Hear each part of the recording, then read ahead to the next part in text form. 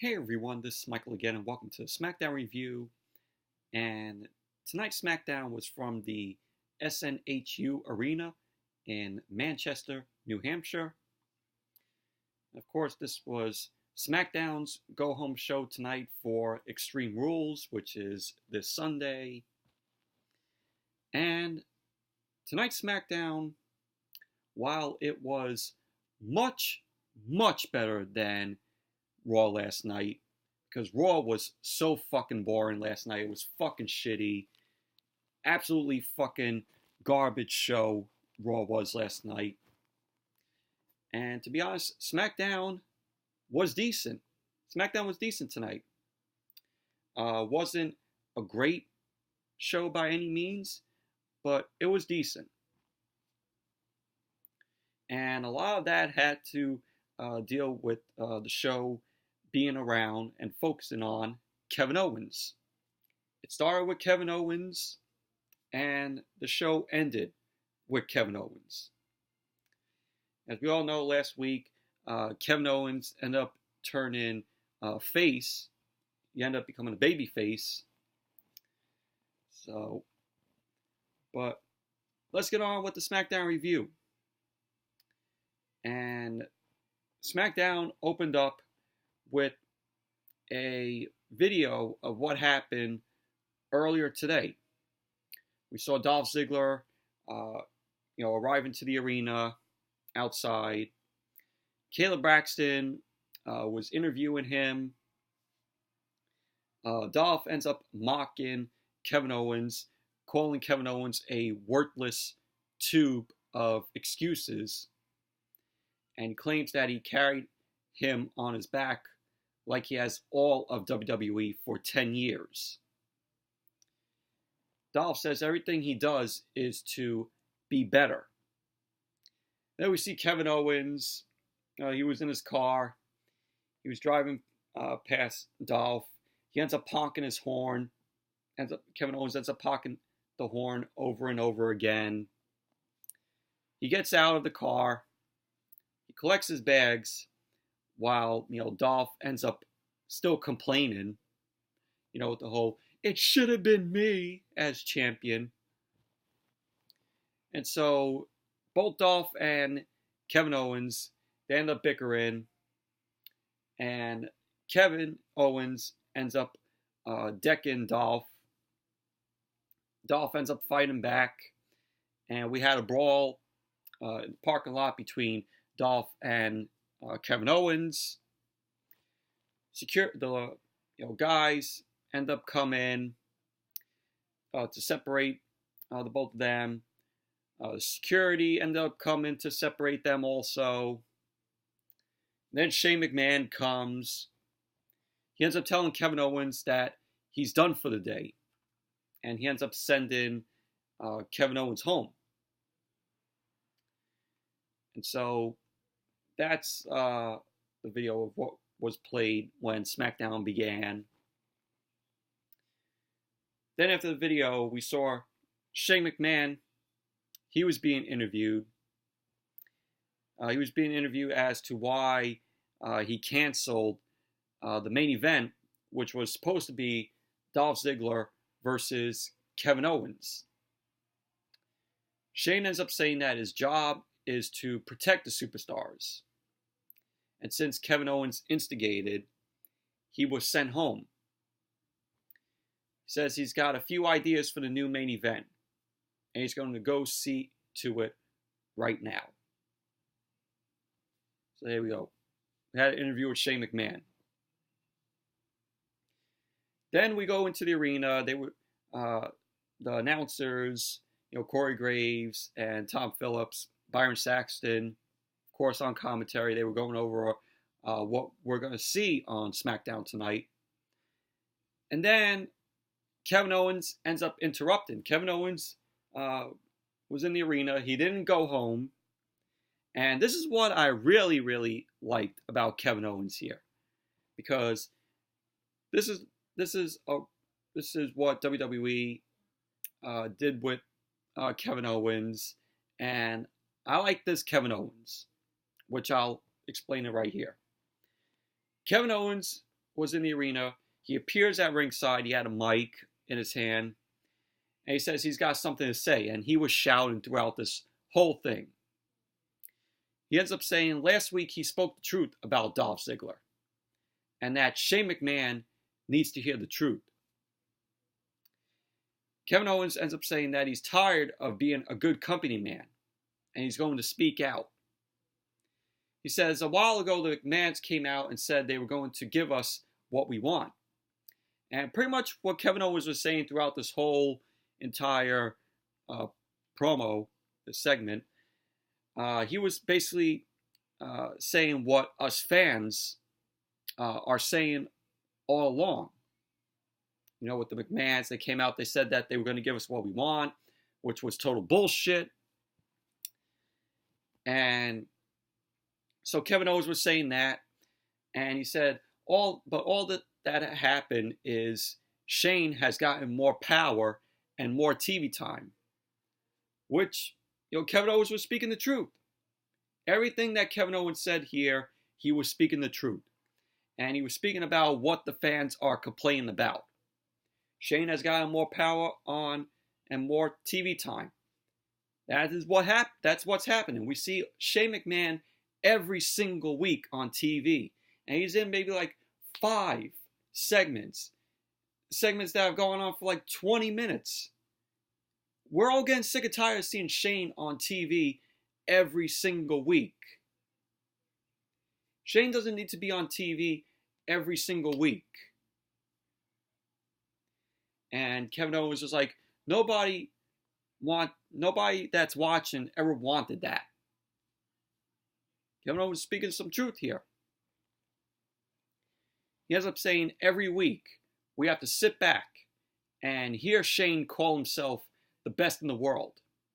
And Kevin Owens said that whenever he hears that, he wants to smash his head on the announce table. And so lo and behold, out comes Shane McMahon. Shane was yelling for Owens' mic to be cut. And he finally got his way. Owens ended up getting another mic. He ended up resuming and going on, talking about how Shane is calling himself the best in the world. And that is an insult to everyone that busts their ass on the road every week. And Kevin Owens says it makes him sick. He tells Shane he can kick his ass. And Shane ends up getting the second mic shut down that Kevin Owens had.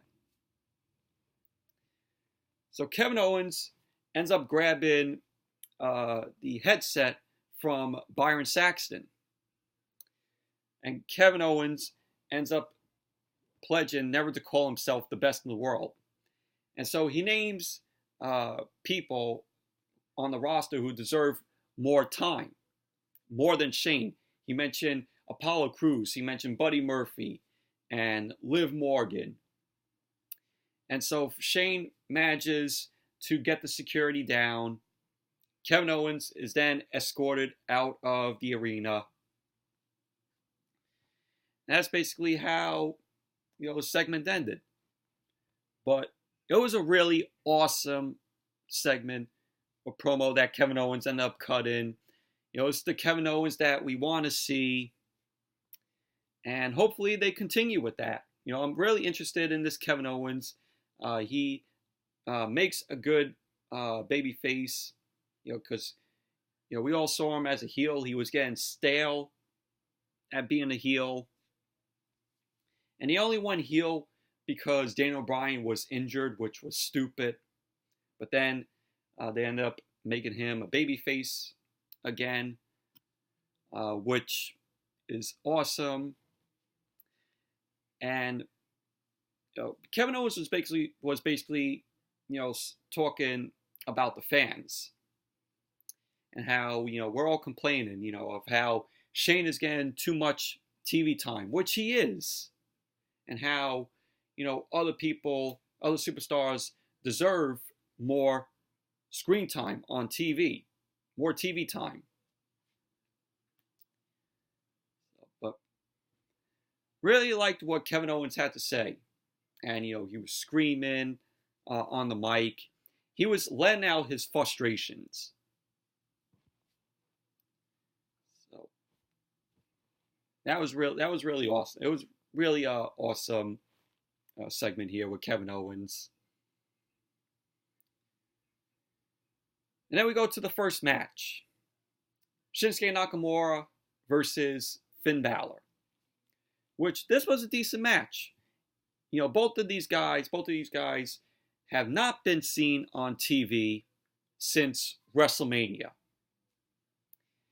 And, I can't complain on who lost, because, I'll give it the pass, because these two haven't been used on TV. But Nakamura was doing his best to take out Finn Balor. He was trying to get Balor to be counted out so he could win the match. That Nakamura could win the match, but Balor ended up coming back into the ring. And the match ended with Nakamura hitting the Kinshasa to Balor. So Nakamura ends up winning. Overall, it was a decent match. And it was good to see both Nakamura and Balor on TV again. Since like I said, we haven't seen them since WrestleMania. And the Intercontinental title has been off TV since then, since WrestleMania.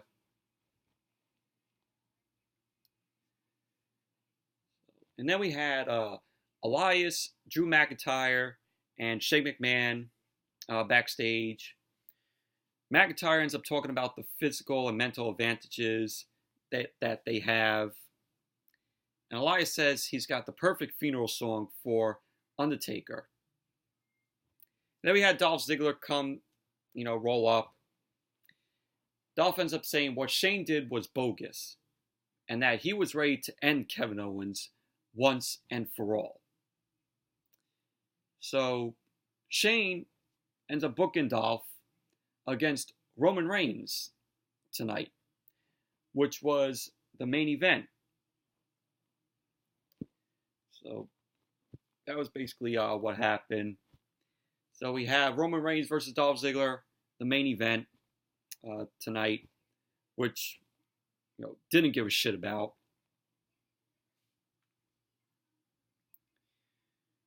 And we had Samoa Joe. Samoa Joe ended up cutting a promo. Joe said last week he showed passion and offered safety. And he knew Kofi wouldn't take it because he's everything he said he was. Joe says he sees the hustle and what Kofi truly is. He says at Extreme Rules, he'll tear away every last shred of the lie he clothes himself in and beat him down to his bare essence. Joe says when he gets to that point, he'll put Kofi to sleep. And for everyone, he's walked greatness upon. He says he'll take everything Kofi has taken from them. And he'll take the WWE Championship. So right here, it's like, Joe is ready for Kofi. And from what I hear, Kofi is working injured. It's going to be pretty bad if this injury is really bad and Kofi has to relinquish the championship, the WWE Championship. It's going to suck if this injury for Kofi is bad. But we all don't know. We all don't know how bad Kofi's injury is. Then we had the contract signing between Bayley and Nikki Cross, which was supposed to be Alexa, but Alexa wasn't here on SmackDown tonight. So Bayley and Nikki Cross came out for the contract sign-in, and Nikki Cross was having, power of attorney to represent Alexa. Bayley says she's happy Nikki Cross came out alone because she thinks they're very similar. Bayley says she came into WWE starstruck, and it took a while to realize people only came to her because they need something, and that she became champion on her own. So Nikki Cross objects to that, and Bayley asks if she's okay with helping somebody else win a championship. And Nikki doesn't want to answer the question, and Bayley ends up continuing, telling Nikki to understand that she's bringing everything she has Sunday, and she's going to do everything it takes to win. And she ends up saying, Nikki ends up saying that she's sick and tired of Bayley trying to drive a wedge between her and Alexa. And, she says after Sunday, she's not going to hold the title alone because they're going to be the first ever Smackdown Women's Co-Champions. So, now it's pretty much that. Bayley ended up signing the contract. Nikki Cross signed the contract. Then we had Nikki Cross. She had a match with Carmella. So it was Nikki Cross versus Carmella, which was meh, in my opinion. It was a meh match. I mean, going into this, I knew Nikki Cross was going to win it. And that's what basically happened. Nikki Cross ended up winning. Spinning neck breaker on Carmella. And Bayley was watching the match from outside from ringside. So Nikki Cross ended up winning.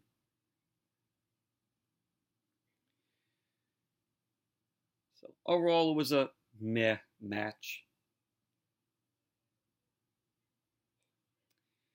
Then we saw Paige and Kairi Sane and Asuka. They were waiting outside the Iconics locker room. Before that, they showed footage of what happened in Japan 2 weeks ago, where Paige ended up setting up a match between Kairi and Asuka versus the Iconics. If Kairi and Asuka won, they will get to face the Iconics for the WWE Women's Tag Team Championships. So it showed Kairi and Asuka winning. Then we went to this backstage with Paige and Kairi and Asuka outside the Iconics locker room. So the Iconics, Peyton Royce, Billie Kay, they end up coming out. And Paige ended up demanding the Iconics to have the title match tonight. And Peyton Royce said to them that Billie is sick with mad cow bird flu disease. She said it's very rare. Which unfortunately they were using this tactic because they didn't want to fight tonight. They didn't want to get in the ring and have the match. They still want to keep the titles around them. So Paige ends up seeing the ruse and says, all the Iconics ever do is run, and she ends up calling them shrill, carolly, annoying little clowns. And Paige ended up slapping Billie Kay across the face. And they end up going to fight back. And Paige ends up reminding them that, Billie is supposed to be sick. Billie Kay coughs, pathetically, and they move on. So at some point, we're going to get this match with Kairi and Asuka versus the Iconics.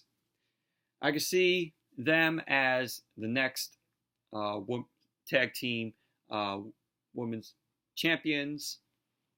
Kyrie and Asuka. I know that's eventually going to happen because the Iconics haven't even defended the titles. I mean, they defended them like once, and then they ended up retaining them. So now it's against, I think it was Alexa and Nikki Cross. So that was the only one time that the Iconics ended up putting up the women's tag team titles. After that, the titles haven't been defended. I haven't been put on the line.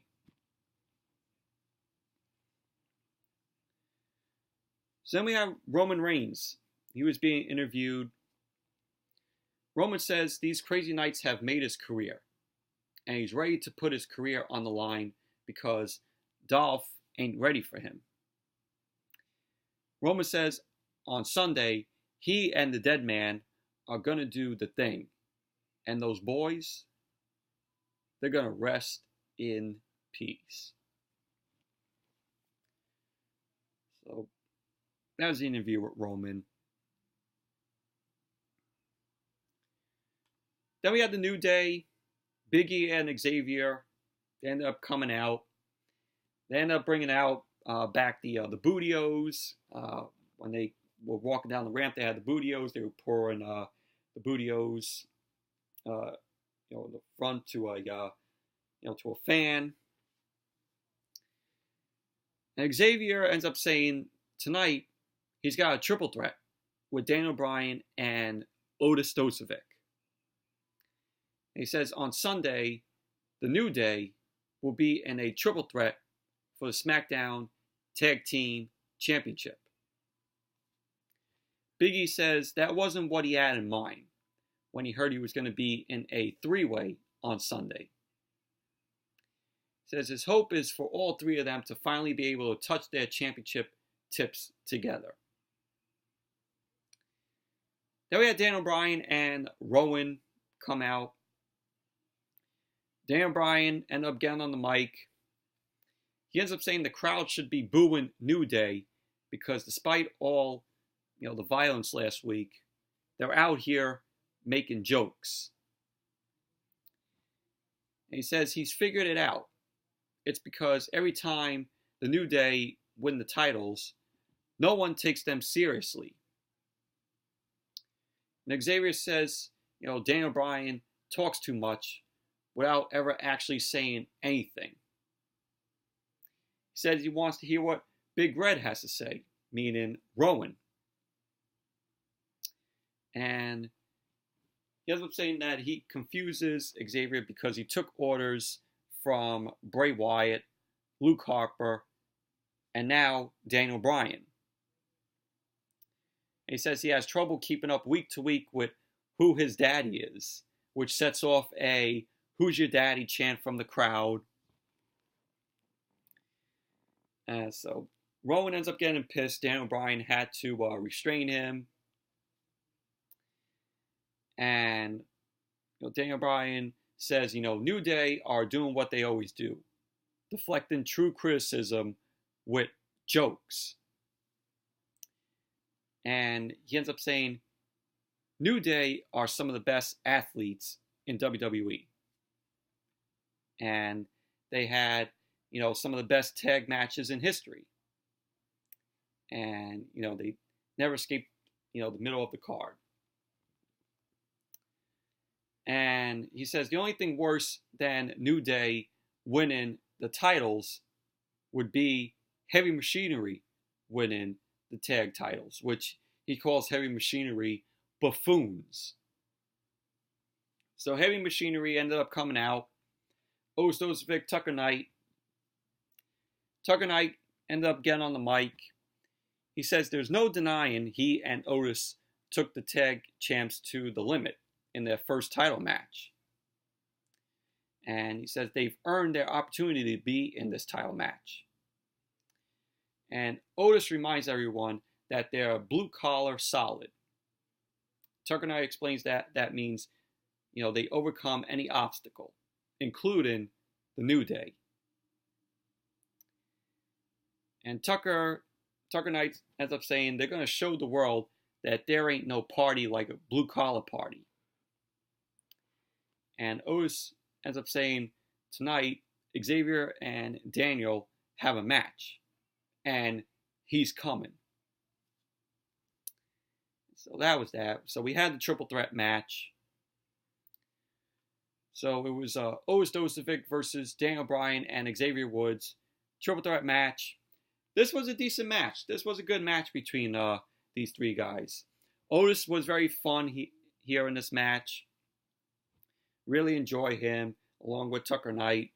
Heavy Machinery has always been my favorite tag team ever since they were in NXT. They were a lot of fun down there, and they're still a lot of fun here on the main roster. And hopefully the SmackDown tag team titles goes around them, goes around Heavy Machinery, because I think they deserve to hold the titles because the crowd is behind them. Like I said, they're very entertaining. You had Otis Dozovic in this match. He ended up hitting a double suplex to Xavier Woods and Daniel Bryan, which looked really cool. And Otis ended up winning the match. He ended up hitting a slam to Xavier Woods. So Otis ended up winning the match. Overall, it was a decent match. It was a very fun match. And really liked it. So then we, after that match, we saw Sonya Deville and Mandy Rose. They were backstage. They were given Amber Moon, who was also backstage. They were giving her crap for skipping the line. They say this isn't Twitter. This is real life. Amber Moon says she was justified in what she said, especially considering that she beat Mandy Rose last week. She beat Mandy Rose's ass last week. So Sonya Deville says that only brought them closer together. And Mandy ends up telling Amber, why don't you go find a tag partner so you can have a match next week. So Amber ends up accepting. And she says if she can't find a partner, she'll just do it on her own. So there you go. For next week, we're possibly going to be getting Sonya Deville and Mandy Rose versus Amber Moon and a partner of Amber's choosing. If not, it will be a handicap match, a 2-on-1 handicap match. So there you go. That was set up for next week. Then we have Mustafa Ali. He was cutting a promo. Talks about how evil only wins when the good stand by and do nothing. He says it doesn't matter what evil looks like. He's seen them all and fought them all. Every night as a police officer. He saw evil amongst the people he swore to protect and serve, and amongst the people who swore that same oath. He's up saying no monster scares him. There's no evil he won't battle. And if the devil himself wants to square up, he'll ask him if he can have this dance. Mustafa says evil only wins if you don't show up to fight. So that was a promo from Mustafa Ali. Hopefully they don't let Mustafa Ali be like Aleister Black, where he's been cutting promos, where Aleister has been cutting promos for, two months now, maybe even longer than that. Hopefully they don't do that with Mustafa Ali. Hopefully they get Mustafa back in the ring soon. Then we went to Aleister Black. He was being interviewed about his opponent. He had an empty chair that was there because it was a split screen where Aleister was there. An empty chair was sitting right there. So Aleister says that his opponent is not identify himself at this time. Aleister says he sees what they're doing, and it's something he'd do. And he applauds them for doing it. He says it's smart, but at this point, he doesn't care anymore. He's like, at Extreme Rules, he's just going to walk out a man. He's just going to walk out, he's just going to walk out. So then we see a man in a suit walks by the chair. He ends up circling it, stops, takes a seat. It is revealed that man is Cesaro. And I'm like, cool, this is a good opponent for Aleister here. So Cesaro says he's the one who knocked at Aleister's door because he's here to pick a fight. Aleister ends up saying, that's very good, because on Sunday at Extreme Rules, he's going to fight Cesaro. So that's a pretty good opponent for Aleister, Cesaro. And hopefully it's a decent match between the both of them. Hopefully it's entertaining. It's an entertaining match. Then we had Shelton Benjamin. He was being interviewed backstage about Dolph's match tonight. And just like last week, which we saw, he ends up looking around, starts staring like,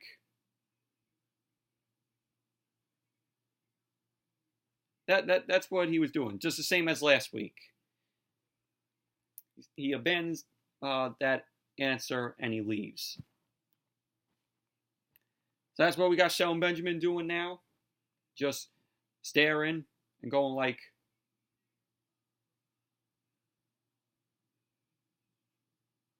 just going like that.